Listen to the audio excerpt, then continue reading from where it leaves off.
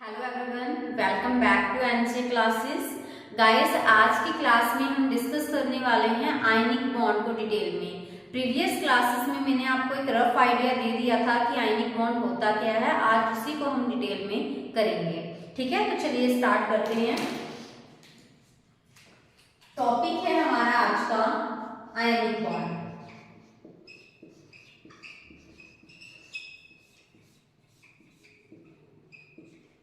तो देखिए, बॉन्ड क्या है और आयनिक का मतलब क्या है।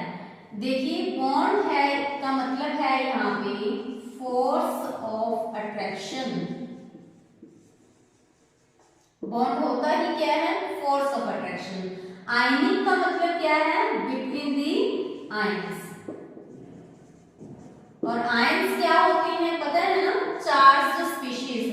किसी के ऊपर की अगर चार्ज है, जो चार्ज स्पीशीज है, तो उसको हम क्या बोलते हैं, आयंस बोलते हैं। अभी देखिए कि जो आयंस हैं वो हमारे पास कितने टाइप के होते हैं, 2 टाइप के। एक होगा कैटायन और दूसरा होगा एनायन। कैटायन के ऊपर क्या चार्ज होगा, पॉजिटिव चार्ज, और एनायन के ऊपर क्या चार्ज होगा, नेगेटिव चार्ज। सो कैटायन के ऊपर पॉजिटिव चार्ज, एनायन के ऊपर नेगेटिव चार्ज। सो ये क्या है, एक पॉजिटिव है तो दूसरा नेगेटिव है, यानी कि अपोजिट चार्जेस हैं। ठीक है, सो ये हमारे पास 2 डिफरेंट टाइप के चार्जेस आ गए, एक पॉजिटिव चार्ज और दूसरा नेगेटिव चार्ज। हमें पता है कि जो अनलाइक चार्जेस हैं वो हमेशा क्या करते हैं, अट्रैक्ट करते हैं। सो एक पॉजिटिव चार्ज है, दूसरा नेगेटिव चार्ज है, तो वो क्या करेंगे, अट्रैक्ट करेंगे ना, तभी तो मैंने यहाँ पे लिखा है अपोजिट चार्जेस। ठीक है, सो इनके अंदर क्या होगी, अट्रैक्शन होगी। कैसी अट्रैक्शन होगी, इलेक्ट्रोस्टैटिक फोर्स ऑफ अट्रैक्शन। कैसी अट्रैक्शन होगी, इलेक्ट्रोस्टैटिक फोर्स ऑफ अट्रैक्शन। ठीक है, तो ऐसे में हमारे पास जो इलेक्ट्रोस्टैटिक फोर्स ऑफ अट्रैक्शन से जो बॉन्ड बनेगा वो कैसा बॉन्ड होगा, आयनिक बॉन्ड। और जिस कंपाउंड के अंदर आयनिक बॉन्ड होगा वो क्या होगा, आयनिक कंपाउंड। ठीक है, देखिए हमने बोला कि आयनिक बॉन्ड क्या होता है, bond means force of attraction. किसके बीच में है, आयनिक से आप वर्ड लीजिए, बिटवीन दी आयंस, जो आयंस के बीच में है। सो आयन क्या होता है, जिसके ऊपर चार्ज हो, क्योंकि 2 ही टाइप का तो चार्ज होता है, एक पॉजिटिव और दूसरा नेगेटिव। जिसके ऊपर पॉजिटिव चार्ज होगा उसको मैंने क्या बोला, कैटायन। जिसके ऊपर नेगेटिव चार्ज होगा वो क्या है, अनायन।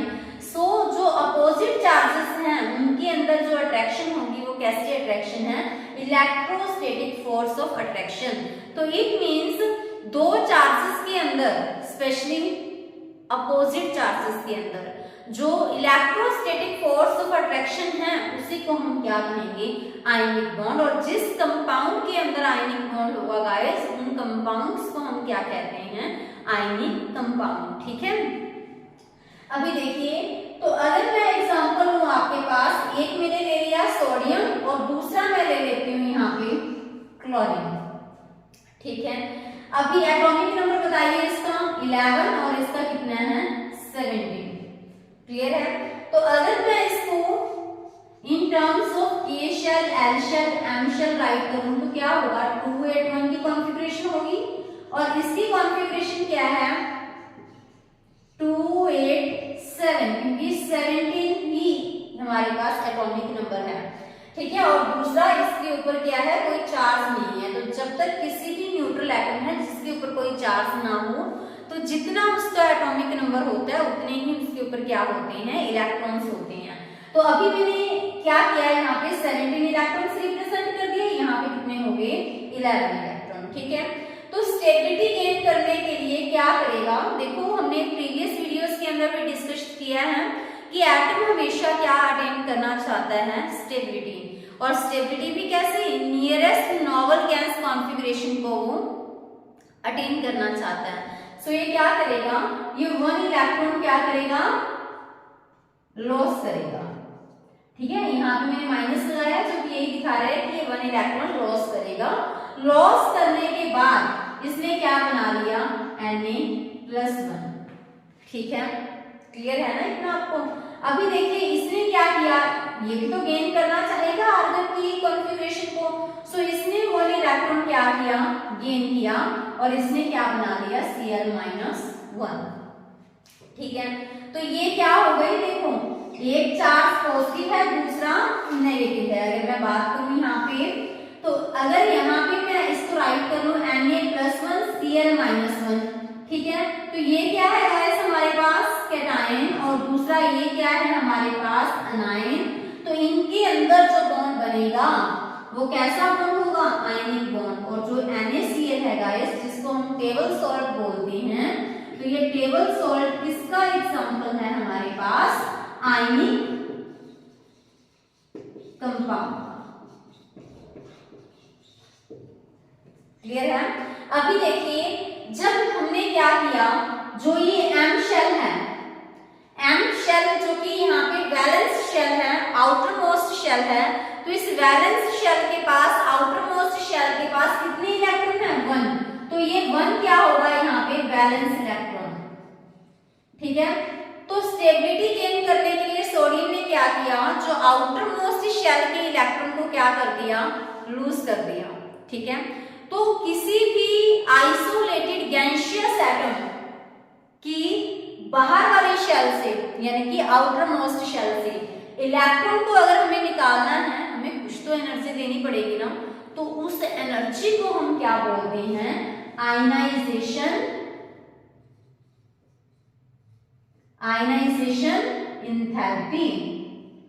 किसी भी आइसोलेटेड गैसियस एटम की बाहर वाली शेल से इस इलेक्ट्रॉन को निकालना पड़ेगा, तभी तो यहाँ पे Na+1 बना। ठीक है, तो उसको निकालने के लिए जितनी एनर्जी देनी पड़ेगी, तो वो क्या है हमारे पास, आयनाइजेशन एंथैल्पी। जब ये आयनाइजेशन एंथैल्पी प्रोवाइड होगी, तभी क्या बनेगा, Na+1 बनेगा, जो कि यहाँ पे कैटायन बना।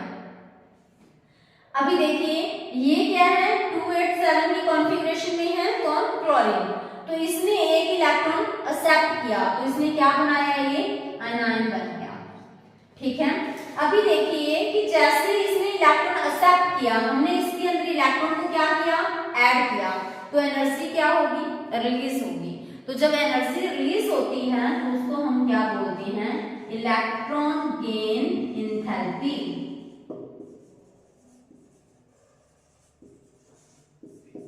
ठीक है, बहुत ही बेसिक टर्म्स है ये। देखिए क्या हुआ कि आयनिक बॉन्ड बनाया किसने, NaCl ने, आयनिक कंपाउंड बन गया NaCl। पर उससे पहले क्या हुआ कि जो सोडियम है उसने बाहर वाले शेल से इलेक्ट्रॉन निकाला भी तो है, उस बाहर वाले शेल से, वैलेंस शेल से उसने इलेक्ट्रॉन डोनेट किया, तभी तो उसके ऊपर पॉजिटिव चार्ज आया। तो इलेक्ट्रॉन जब हमने निकाला आउटर मोस्ट शेल से, किसकी आउटर मोस्ट शेल से, सोडियम की, तो सोडियम की वैलेंस शेल से इलेक्ट्रॉन को निकालने के लिए जो एनर्जी देनी पड़ रही है, उसको हम क्या बोलते हैं, आयनाइजेशन एंथैल्पी। ठीक है, और जब क्लोरीन के अंदर इलेक्ट्रॉन ऐड किया तो एनर्जी रिलीज हुई, तो उसको हमने क्या बोला, इलेक्ट्रॉन गेन एंथैल्पी। देखो जब भी बॉन्ड ब्रेक करना होता है तो एनर्जी देनी पड़ती है, और जब भी बॉन्ड बनता है तो एनर्जी रिलीज होती है। ठीक है, तो यही कॉन्सेप्ट यहाँ अप्लाई हुआ कि यहाँ पर एनर्जी देनी पड़ी, दैट इज आयनाइजेशन एंथैल्पी। यहाँ पे एनर्जी रिलीज हुई है, that is electron gain enthalpy. Next हम गाइस नेक्स्ट स्टार्ट करते हैं। प्रीवियस स्लाइड के अंदर हमने पढ़ा कि हमारे पास आयन फॉर्मेशन हुई, Na+1 एंड Cl-1। कैसे हुई, सोडियम से जो आइसोलेटेड गैसियस एटम था, आयनाइजेशन एंथैल्पी से क्या बना, Na+1 बना। Cl था, इलेक्ट्रॉन गेन एंथैल्पी से क्या बना, Cl-1। अभी देखिए ये क्या होंगे, आपस में कंबाइन होंगे, है ना, तो आयनिक बॉन्ड बनेगा ना, आयनिक बॉन्ड बनेगा तो कौन सा कंपाउंड बनकर तैयार होगा, यहाँ पे NaCl। कौन सा कंपाउंड बनेगा, NaCl। तो देखिए यहाँ पे जो एनर्जी इन्वॉल्व हुई है, that is known as lattice energy. ठीक है, कौन सी एनर्जी यूज हुई है, लैटिस एनर्जी।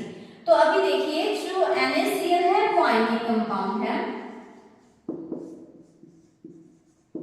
अभी हम देखते हैं कि ये लैटिस एनर्जी क्या है। मैंने बोला बोला कि जो Na+1 है Cl-1 है, लैटिस एनर्जी की इन्वॉल्वमेंट हुई तो क्या बना, NaCl बना। तो अभी देखिए यहाँ पे ये तो क्या थी, आयंस थी, यहाँ क्या बन रहा है, बॉन्ड बन रहा है, तभी तो ये आयनिक कंपाउंड बना। तो अभी कुछ देर पहले मैंने आपको ये बोला था कि जब भी बॉन्ड बनता है तो एनर्जी रिलीज होती है। देखो ये तो क्या है, ध्यान दीजिए, ये क्या है, आयंस है। यहाँ क्या बन गया, NaCl एक आयनिक कंपाउंड है। अगर ये आयनिक कंपाउंड है कहीं ना कहीं तो फिर यहाँ पे क्या प्रेजेंट है, आयनिक बॉन्ड प्रेजेंट है। ठीक है, आयनिक कंपाउंड के अंदर तो कौन सा बॉन्ड होगा, आयनिक बॉन्ड प्रेजेंट होगा। तो इट मींस अगर पहले तो इनके अंदर बॉन्ड नहीं है, बट अभी इनके अंदर के कौन सा बॉन्ड बन गया, आयनिक बॉन्ड बन गया। तो इट मींस गाइस ध्यान दीजिएगा, अगर बॉन्ड बना है ना तो यहाँ पे एनर्जी रिलीज होगी। तो देखिए Na+1 Cl-1 जब ये कंबाइन होंगे और क्या बनाएंगे, NaCl, तो बताइए बॉन्ड बन रहा है ना इस कंपाउंड के अंदर, तो इट मींस एनर्जी रिलीज हुई है, क्योंकि जब भी बॉन्ड बनता है तो एनर्जी रिलीज होती है। तो यहाँ पे एनर्जी रिलीज होगी। सो जब भी एनर्जी रिलीज होती है तो हम क्या लेते हैं उसको, नेगेटिव, यानी कि यहाँ पे लैटिस एनर्जी क्या होगी, नेगेटिव। तभी हम राइट कर देते हैं कि यहाँ पे लैटिस एनर्जी की इन्वॉल्वमेंट है। ठीक है, तो लैटिस एनर्जी क्या हुई कि जितनी एनर्जी रिलीज हुई तब जब बॉन्ड बना, कौन सा बॉन्ड, NaCl, और क्या बन गया ये 1 मोल किसी भी कंपाउंड का, मेरे पास यहाँ पे 1 मोल NaCl बना है, किससे बना है, उसके आयन से। सो हम कह सकते हैं कि लैटिस एनर्जी क्या होती है, the amount of energy released, ठीक है, कितनी एनर्जी रिलीज होगी बताइए। देखो the amount of energy release कब रिलीज होती है, जब हमारे पास 1 मोल NaCl बनता है। ठीक है, किससे बनता है, उसके आयन से। यहाँ जरूरी थोड़ा ना NaCl होगा, यहाँ पे कोई और कंपाउंड भी हो सकता है। ठीक है, when 1 mole of ionic crystal is formed, जब 1 मोल आयनिक क्रिस्टल बनता है किससे बनेगा, उसके रिस्पेक्टिव आयन से, फ्रॉम इट्स रिस्पेक्टिव आयंस। ठीक है, तो जैसे ही यहाँ पे अगर MgCl2 बनाना होता तो किससे बनता, कौन से आयन से बनता, Mg+2 plus Cl negative, but वहां पे Cl नेगेटिव कितने होते, 2 होते हैं। तो इट मींस हम कह सकते हैं कि कितनी एनर्जी रिलीज होगी, वो तो देखो चार्जेस पे भी डिपेंड होगा। तो हम कह सकते हैं कि जब एनर्जी रिलीज होती है कब, जब 1 मोल क्या बनता है, कोई भी आयनिक क्रिस्टल बनेगा, किससे, उसके आयन से। तो जब आयन मिलकर क्या बना रहे हैं, हमारे पास आयनिक कंपाउंड बनाते हैं, तो बॉन्ड बन रहा है, एनर्जी रिलीज होगी। तो जो एनर्जी रिलीज होती है उसको क्या नेम देते हैं हम, लैटिस एनर्जी। ठीक है, अगर मैं आपसे कहूं कि जैसे NaCl है, NaCl से क्या बना, Na+1 और क्या बन जाएगा, Cl-1, तो मैंने इसको सर्कल कर दिया। ठीक है, NaCl है, उससे मुझे ये आयंस मिलेंगे अगर मैं उस कंपाउंड को ब्रेक करूं। तो जब मैं ब्रेक करती हूँ तो क्या मुझे एनर्जी देनी पड़ेगी, बिल्कुल, क्योंकि किसी भी बॉन्ड को, देखो यहाँ पे आयनिक बॉन्ड था, मैंने उसको ब्रेक किया तभी तो हमारे पास क्या बने, आयंस बने। तो ब्रेक करने के लिए क्या देनी पड़ती है, हमेशा एनर्जी देनी पड़ती है। तो इट मींस अगर एनर्जी देनी पड़ी तो लैटिस एनर्जी क्या होगी, पॉजिटिव। ठीक है, तो यही मैं आपको समझाना चाह रही हूँ कि जो लैटिस एनर्जी है वो नेगेटिव भी हो सकती है और वो पॉजिटिव भी हो सकती है। ठीक है, नेगेटिव कब होगी, जब बॉन्ड बनेगा, देखो यहाँ पे बॉन्ड बन रहा है। पॉजिटिव कब होगी, जब बॉन्ड ब्रेक करने की बात आए। ठीक है, तो यहाँ हम लैटिस एनर्जी की डेफिनेशन क्या देंगे, the amount of energy required, क्यों, क्योंकि हम ब्रेक कर रहे हैं, हमें देनी पड़ रही है। ठीक है, so amount of energy required to break 1 mole of NaCl to its constituent ions, उसके रिस्पेक्टिव आयंस में ब्रेक करने के लिए जो हमें एनर्जी देनी पड़े तो उसको हम क्या बोल देते हैं, लैटिस एनर्जी। क्लियर है। अभी देखिए कि जो लैटिस एनर्जी है गाइस वो किस चीज के ऊपर डिपेंड करती है। लैटिस एनर्जी नोट कीजिएगा, ये साइज के इनवर्सली प्रोपोर्शनल होती है। इनवर्सली प्रोपोर्शनल का मतलब है कि अगर साइज बड़ा होगा तो लैटिस एनर्जी कम होगी, अगर साइज कम है तो लैटिस एनर्जी ज्यादा होगी। सेकेंड थिंग आप नोट कीजिए कि जो लैटिस एनर्जी है वो किसके डायरेक्टली प्रोपोर्शनल होती है गाइस, चार्ज की। तो इट मींस अगर चार्ज ज्यादा तो लैटिस एनर्जी भी ज्यादा, अगर चार्ज कम तो लैटिस एनर्जी भी कम।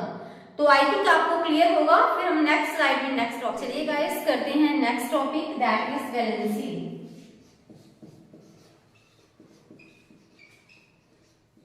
देखो वैलेंसी होता क्या है, वैलेंसी होते हैं combining capacity of an element, combining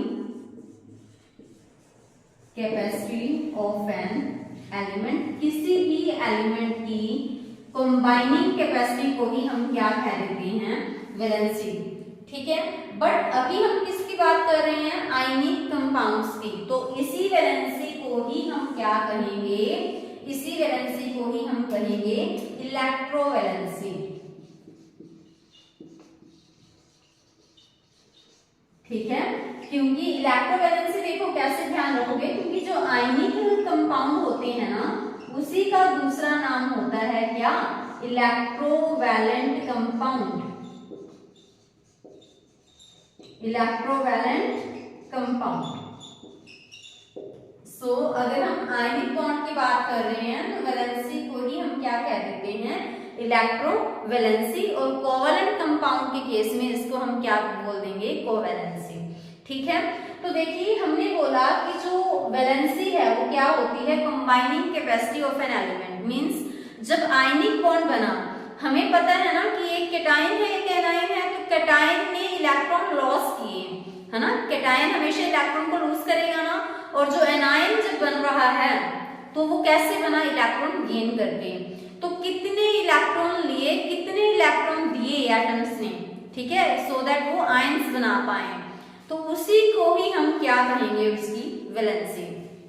तो देखिए नाम बता रहा है कंबाइनिंग कैपेसिटी, मींस देखो Na अकेला है, Cl अकेला है, तो जब उनके ऊपर कोई चार्ज नहीं है तो वो कंबाइन नहीं कर सकते, है ना। तो कंबाइन होने के लिए उनको क्या बनाना पड़ेगा, उनको आयंस बनाने पड़ेंगे। सोडियम को कैटायन की फॉर्म में आना पड़ेगा और Cl को एनायन की फॉर्म में आना पड़ेगा। ठीक है, तो उसके लिए उनको क्या करना पड़ेगा, इलेक्ट्रॉन को या तो लूज करना पड़ेगा या फिर इलेक्ट्रॉन को गेन करना पड़ेगा। ठीक है, तभी तो देखो सोडियम लूज करेगा तभी तो वो Na पॉजिटिव बनाएगा, क्लोरीन है अगर गेन करेगा तभी तो वो Cl नेगेटिव बनाएगा।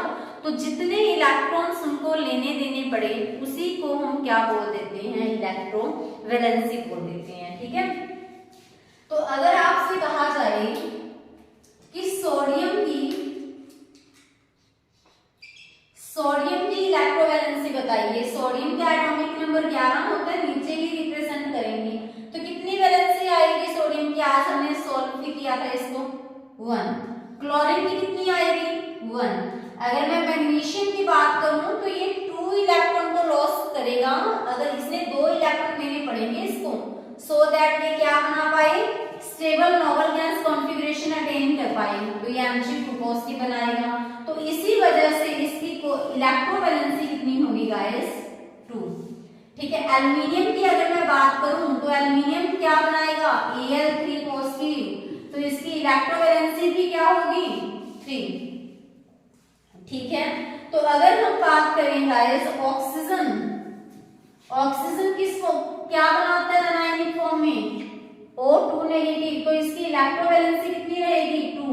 तो यही मैं आपको बता रही हूँ कि जो उन्होंने इलेक्ट्रॉन लूज किए या फिर गेन किया वही उसकी क्या होती है, इलेक्ट्रोवैलेंसी होती है। ठीक है, तो देखते हैं नेक्स्ट कंडीशंस कि क्या क्या कंडीशंस हैं जो कि फेवरेबल हैं जब भी एक आयनिक कंपाउंड बनता है। तो जब भी कोई आयनिक कंपाउंड बनता है तो उसके लिए फेवरेबल कंडीशंस क्या हैं, फर्स्ट है कि जो उसकी आयनाइजेशन एंथैल्पी है वो क्या होनी चाहिए, आयनाइजेशन एंथैल्पी गाइस लो होनी चाहिए। क्योंकि मान लीजिए सोडियम है, हमें सोडियम की आउटर मोस्ट शेल से इलेक्ट्रॉन को लूज करवाना है, तभी तो वो Na पॉजिटिव बनाएगा। तो उस शेल से इलेक्ट्रॉन को निकालने के लिए एनर्जी तो देनी पड़ेगी, ठीक है। तो वो एनर्जी क्या होनी चाहिए, लो होनी चाहिए, सो दैट थोड़ी एनर्जी दें तभी वो इलेक्ट्रॉन लूज कर दे और जल्दी से Na पॉजिटिव बनाए। जितनी जल्दी फिर Na पॉजिटिव बनेगा आयनिक कंपाउंड भी उतनी ही फास्टली बन पाएगा। तभी हम कह देते हैं कि जो आयनाइजेशन एंथैल्पी क्या होनी चाहिए, लो होनी चाहिए। सेकंड है कि जो इलेक्ट्रॉन गेन एंथैल्पी है वो क्या होनी चाहिए, मोर नेगेटिव। उतना ज्यादा फेवरेबल कंडीशन होगी किसके लिए, आयनिक कंपाउंड के लिए। तो थर्ड है हमारे pass lattice energy. Lattice energy देखो हम क्या बात कर रहे हैं कि क्या क्या कंडीशन फेवरेबल है जब आयनिक कंपाउंड की फॉर्मेशन हो रही है। तो मैं स्पेशली इस चीज पे फोकस इसी वजह से डाल रही हूँ क्योंकि लैटिस एनर्जी तो तभी इन्वॉल्व होती है जब बॉन्ड ब्रेक होता है, ठीक है, तभी इन्वॉल्व होती है जब बॉन्ड बनता है। बट हम किसकी बात कर रहे हैं कि आयनिक कंपाउंड की फॉर्मेशन के टाइम कौन कौन सी कंडीशन फेवरेबल है। तो आयनिक कंपाउंड की फॉर्मेशन का मतलब Na+1 प्लस Cl नेगेटिव, इनसे मिलके क्या बन रहा है, NaCl। तो फॉर्मेशन तो तभी हो रही है ना।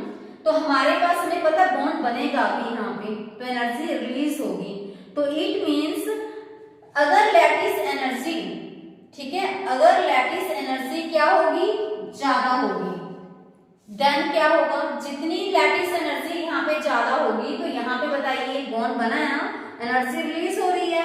तो जितनी लैटिस एनर्जी ज्यादा होगी उतनी लैटिस एनर्जी रिलीज, मतलब हम बोल सकते हैं कि उतनी ही एनर्जी यहाँ पे रिलीज हो रही है। और जितनी एनर्जी रिलीज होगी प्रोडक्ट भी उतना ही ज्यादा स्टेबल बन पाएगा, ठीक है। तो ये थी फेवरेबल कंडीशन किसकी फॉर्मेशन के रिगार्डिंग, आयनिक कंपाउंड्स की फॉर्मेशन के रिगार्डिंग। गाइस जो आयनिक कंपाउंड का पेंडिंग टॉपिक है वो हम नेक्स्ट, गाइस ये थी हमारी आज की क्लास। अगर आपको कंटेंट अच्छा लग रहा है, वीडियोस आपको काफी ज्यादा हेल्पफुल लग रही हैं, तो आप इनको अपने फ्रेंड सर्कल में जरूर शेयर कीजिएगा। बाकी अगर आप चैनल पे न्यू हैं तो जो पेंडिंग प्लेलिस्ट है, प्लेलिस्ट बनाई हुई है बॉटनी, जूलॉजी एंड केमिस्ट्री की, तो आप वहां पे भी विजिट कीजिएगा। क्योंकि अगर न्यू है, बीच में अगर आप आ रहे हैं तो हो सकता है कि आपको कोई चीज समझ ना आए, तो आप स्टार्टिंग से उनको सीरीज वाइज देखिएगा तो डेफिनेटली आपका कंसेप्ट बिल्डअप हो पाएगा। Thank you, have a nice.